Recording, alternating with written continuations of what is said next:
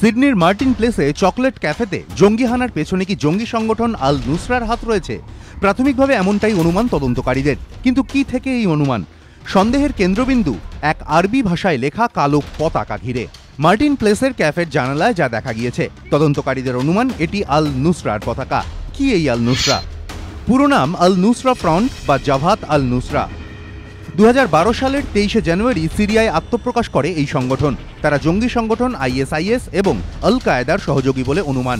আল নুসরার প্রধান আবু মোহাম্মদ আল জুলানি। 2012 সালে সিরিয়ায় গৃহযুদ্ধের সময় সরকার বিরোধী বিক্ষোভে অংশ নিতে জঙ্গি সংগঠন আল কায়েদারই একটি গোষ্ঠী আল নুসরা গঠন করে বলে গোয়েন্দা সূত্রে খবর। সিরিয়ায় গৃহযুদ্ধের সময় কমপক্ষে 70টি আত্মঘাতী হামলায় নাম উঠে আসে আল নুসরার। ইতিমধ্যেই আল নুসরাকে জঙ্গি সংগঠন বলে ঘোষণা করেছে রাষ্ট্রপুঞ্জ। কয়েকদিন আগে Islamic state of Iraq and Syria বা ISIS এর সঙ্গে জড়িত সন্দেহে কয়েকজন সন্দেহভাজনকে গ্রেফতার করে অস্ট্রেলিয়ার পুলিশ। তারপরই সিডনিতে এই জঙ্গি হানা।